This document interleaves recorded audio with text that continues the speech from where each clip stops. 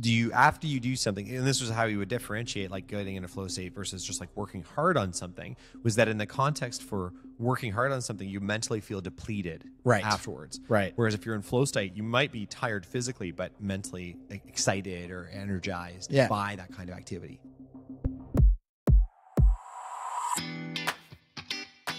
Last week, we spoke to Flowstate Coaching and Consulting and Life by Design Lab founder, Rishi Behari. It was an awesome conversation about flow, going from what it is to how to make it happen to the science behind it. Today, Chris and I deep dive into flow and cover some of the biggest data-backed learnings from our conversation with Rishi. We also figure out our flow profiles, and the answers might surprise you. Let's get into flow. This is Startup Different.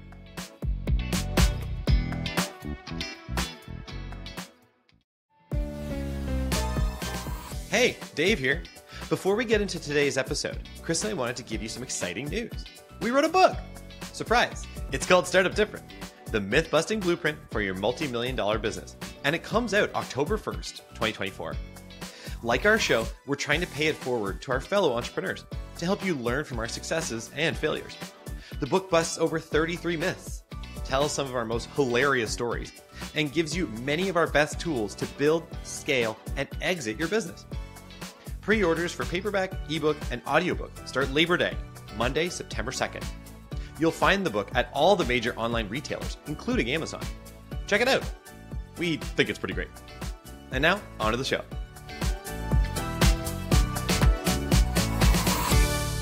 Hello, folks. It's Startup Different. I'm Dave. He's Chris. It's another lovely episode of Startup Different, Chris. Sure is. Hey, you know what's new about today? What? Pants. Yeah. We're wearing them. It's still hot outside, though. I'd like to point out to the audience that Chris actually peer pressured me into wearing pants. Like, generally speaking, I'm more of a shorts guy. It's a business podcast. Yeah, but you're wearing a collar now. We're startups. Oh. So what? I'm overdressed now? I went from underdressed to like overdressed? I like that. You're just like, oh. Yeah, I don't know. I think this is kind of a good question for anybody who cares. What is like default startup attire? Do you know what I mean? Yeah. I think it's the t-shirt. I think you wear the suit jacket over the t-shirt. Right. And then you got your white kicks. Okay. The white kicks. Let's get the wide angle for that. The white kicks essential to any of this, but I didn't wear those. Yeah. All right. Hey, we got a cool episode today. So we just last week we spoke to a good friend of mine, Rishi Behari. Very interesting dude, great guy. Long history with that particular fellow. MC'd my wedding. Yeah. Among many other things. He's frankly one of the funniest people I know, and also is really into flow. Yeah. Flow state in general. Absolutely. And I thought it was so cool, though. I just thought the episode was really fascinating because I think flow is one of those things that sometimes we don't even know we're like in it. Like, I think actually during that episode, there were moments where I was like, wow, I didn't even realize that I was necessarily like in flow. I kind of disagree. I know when I'm in flow. Like, really? As a coder, like, it's what you're trying to find throughout the day. Because you are so productive. Like, it's night and day difference, pardon the pun, but it's night and day difference between trying to write code when you're not in flow and writing code when you are in flow. Like, you are just so much more productive. So, like, I know when I'm in it because I know I'm pounding out some good stuff. I guess I know it as a function of productivity, But like, some of the other things I found kind of interesting, though, too, where there were like the concept around like loss of like sense of time. Yeah. Like time either slows down or speeds up. Yeah. I thought that was really interesting, too, because that is definitely true. Because I could think of, thinking back on the times, frankly, when I was most productive. Yeah. Usually it would be like I look down, I look up, and then it was like the day was over. For sure. You know what I mean? It was just like crazy fast. Yeah. And I think for you, that was definitely true. I think what was really interesting, so you're kind of getting into some of the components of flow. And I think for a person like me, I've known about flow. It's kind of like, yeah. Know all about it kind of thing. Yeah. But actually, I don't know anything about it because what I found from Rishi's episode was he actually like dissected it for us in a way that actually made a ton of sense. I kind of wish I had dissected flow a lot earlier because I found it very interesting. Actually, I've since started reading a ton about it and I find it incredibly interesting. What are you because reading? I actually bought like the oldest, like the seminal book on flow. The oldest one. Yeah. I'm not even going to try and pronounce the author's name because It's an Eastern European name. And what's it called? What's it called? It's just called Flow. Oh, okay. It was written in the 90s. Yeah. It's a million years ago. I know. I know. Were you even alive then? Yeah. Yes. Okay. So, this book was written in the 90s. And what was interesting about it is it's been around forever. And it really dissected like how you feel in flow. So the time dilation, all the other aspects of it. Mm-hmm. But it also talks about how you get yourself into flow, which I found really interesting. And that's why I started reading about it, because I find myself like post-acquisition, post-exit, I don't have as many opportunities to go into the cave and get into flow. And I found it so satisfying. And I don't have it anymore, which bothers me. So I'm kind of interested in this. How can I create the conditions for flow? You know, sometimes when I'm speaking or when I'm doing sales stuff, I feel like my format of flow or my type of flow is very much when I'm engaging with someone else. So I find this really fascinating that your form of flow is this really like introverted, like solitary, independent, like solitary, like literally referred to as like cave time. Yeah. You know, and whereas most of the time, like I definitely had productivity, for example, with our upcoming book, Startup Different, your myth-busting blueprint for your multi-million-dollar business. Nice plug. Yes, shameless plug. I mean, it's our show. You're gonna get your ads for it. But you know, I definitely when I was writing, I think I had moments of that for sure, like crazy productivity, like really good ideas, almost out of nowhere. Right. And then the other time I would have it would be in these like sales engagements. You know, I would just get in the zone. That's kind of how I would refer to it. And we'd have, you know, some of our other salespeople. I think of like Matt Kerneman, like he would just get right into this kind of flow state for selling, and I'd be on a call with him, and you could hear him almost get into it.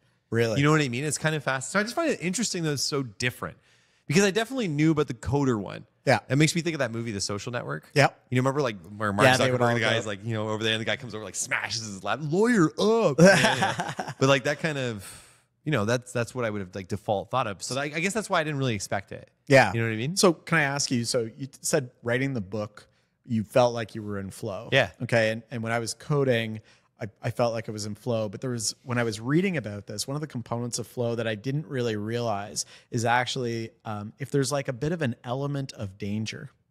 Okay.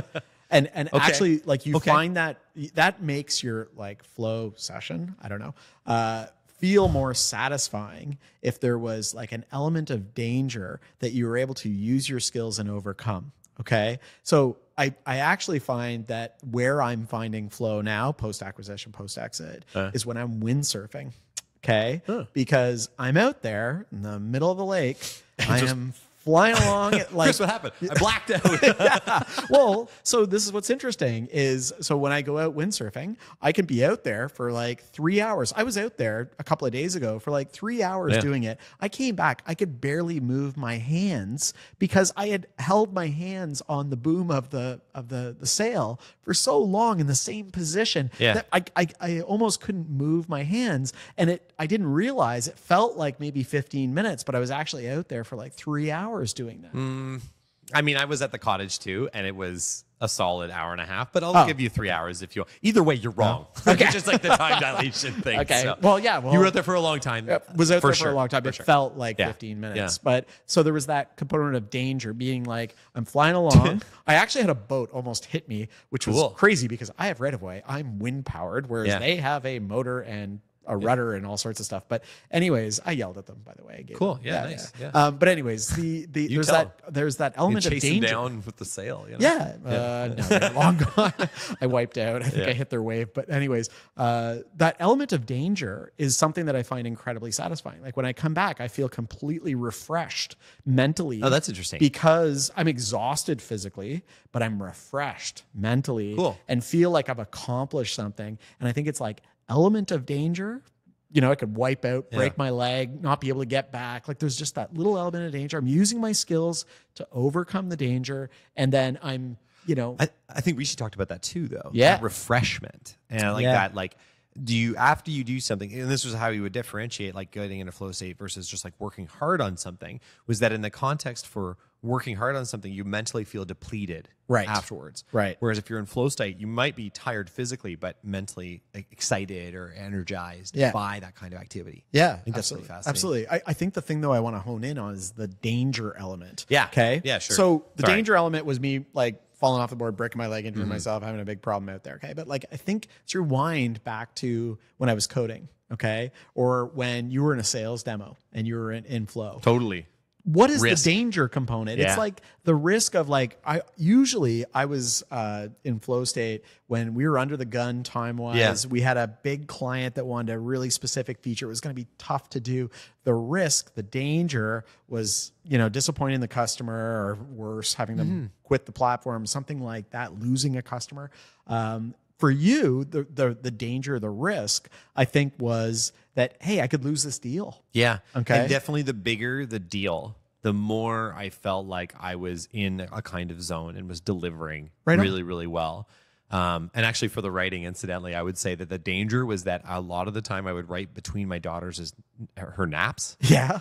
And if I didn't get that content done within that time, I wouldn't be able to, I might not be able to come back to the idea. Right. Or like not for another day, and which can be good or bad. But for me, I liked getting consistent content out every single day. I read a book on how to write a book, and it was like, make sure you write every day. Okay. And so I was really, really obsessed with that. There's probably like an underlying element of like fear or danger around, is this book going to be well danger received? Of failure. Yeah, danger of failure. For sure. What if I can't do it? That kind of stuff. So maybe that was kind of helping drive. That's fascinating. I wonder if in general that's why co-founders or people who, like, you don't really, and I'm not trying to knock on anybody else's job, but you don't always hear about people in, I'm just going to call it like different roles in society.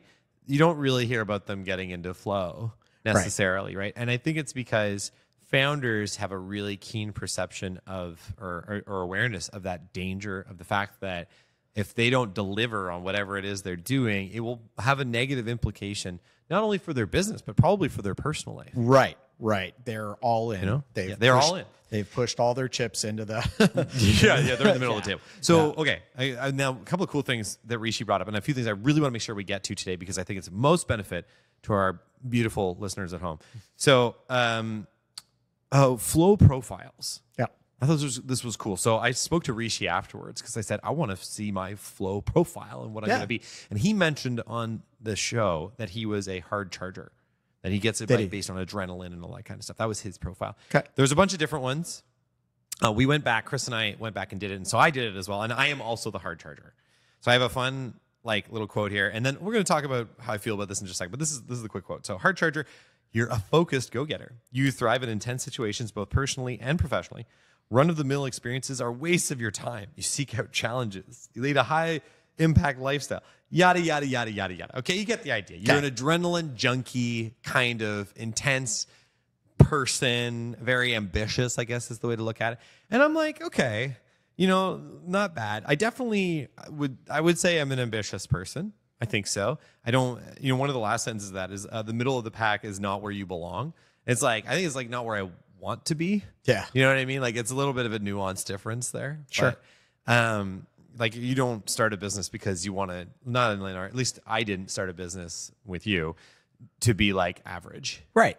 I think pretty much any entrepreneur who's doing it is starting a business. You don't play to compete. Yeah. You play to win. This is a 0 to 1 Peter Thiel, great book on this, but ultimately what you're trying to do is create a monopoly. Right. Which implies competing and winning, not just competing for the sake of competing. Correct. So anyway, but yeah. So I think that's like a pretty decent take. And you did it as well. So what were you? I was the deep thinker. That can't be right.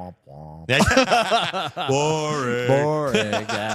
Yeah. Your friends describe you as boring and terse. Yeah, which is, you can read some of the description, but it is literally cave time. You experience flow as a solitary journey. Mm-hmm. You tend to enter the flow state by way of creative, reflective, even soothing, repetitive work.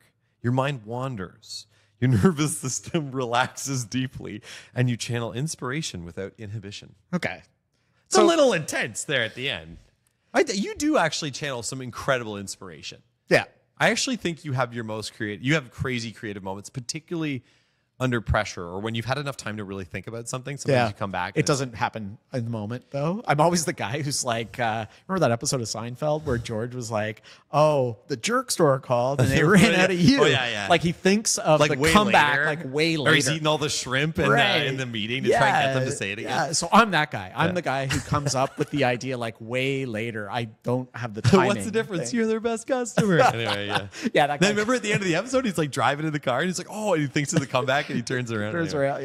But yeah, that's kind of me, is the person that has the creative moment like later on, not right away. So actually, I think that's accurate. But there's part of the thing about these flow profiles that bugs me a little bit. I think of, when you go to a Chinese food restaurant and you get the fortune cookie at the end and you read your fortune, and it's kind of like this thing, and you go, wow, that's totally me.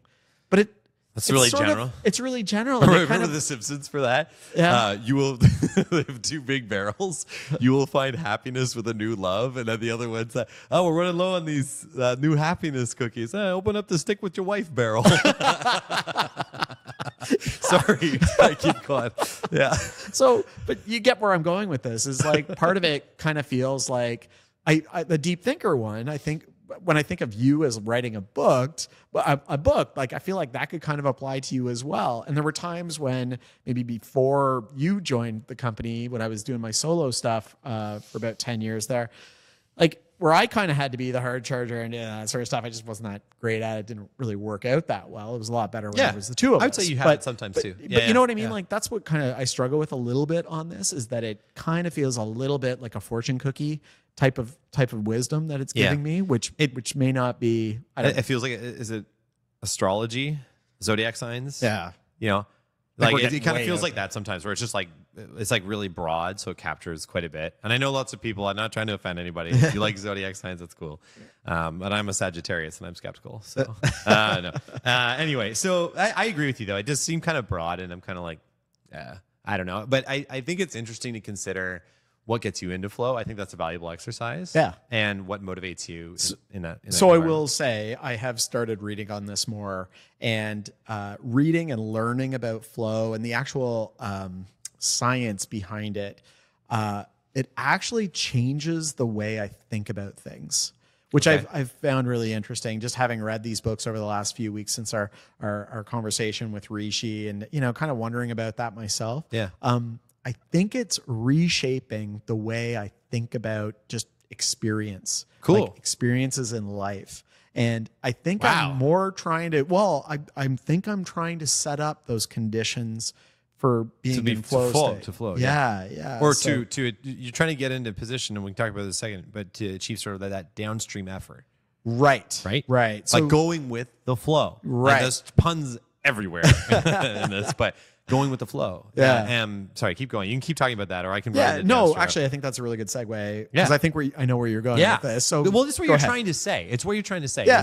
You're trying to get into that downstream effort, which is like the kind of like focusing on your strengths, on what gets you into flow, as opposed to focusing on weaknesses. And I thought this was one of the other really great things that Rishi brought up that kind of blew my mind. Yeah. Like it's so ridiculous. What's that saying from the downstream effort thing? It's not how you probably have it. It's the saying about being the best version of you. Yeah. You cannot be anything you want to be, but you can be a whole lot more of who you already are. Right. And I think what that is really getting at is that the common wisdom for a lot of people is, I have these strengths and I have these weaknesses, and I want to improve myself. So I'm going to focus on my weaknesses. And that's where you're wrong. Right. And I thought that was really interesting. If you actually want to get most satisfaction, if you actually want to have most improvement in your life, you actually focus on the things you do really well. And when you think about it, this translates to business like all the time. Like you think about a core competency is the thing that you're good at. And if you focus on your core competency as a business, you generally do better in the market. Exactly. Yeah. Right? And so I think this whole concept of this downstream effort, and by the way, we found the TED Talk he was referring to. There's a TED Talk. You can Google downstream effort. It's really interesting. It was very, very fascinating, though, to see how people were just better off mentally. They were more successful. Like they were better all the way across the board. Yeah. Because they actually focused on their strengths. Yeah. Because you usually also enjoy your strengths. Yeah. You don't usually enjoy your weaknesses. That's why because it's hard. Your weaknesses. It's hard to get better at certain stuff. Yeah.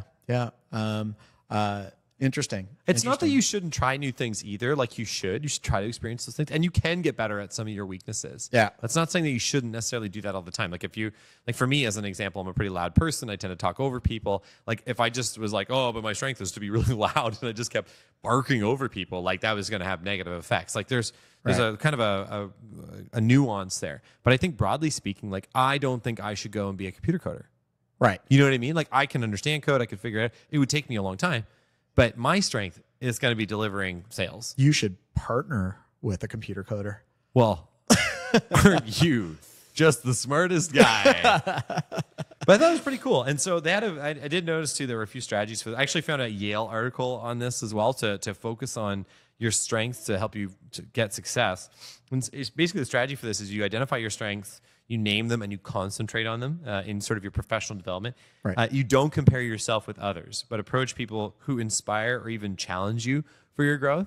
So you look at, like, for me, like better salespeople or better marketers or better podcasters, even though they don't exist. You know, like those kinds of things. You just look for it. See, producer Graham just like, Jesus Christ. And then basically, you offset your development areas. So the areas you're weaker on by capitalizing on the strength of others. Yeah. Like it sounds so intuitive, but we resist it. The conventional wisdom is definitely, well, you can't have any weaknesses. Yeah. And it's like, no. Like weaknesses are normal. Yeah. You can have them. It's tough. I think it's tough to park your ego and say, yeah, I'm not good at that. I'm going to partner with somebody who can do that better than I can. I think for founders too, in particular. Yeah. Especially we're generally, this is a lot of data on this, that founders are broadly speaking huge optimists. Right. And they're obviously going to have a certain level of like grit.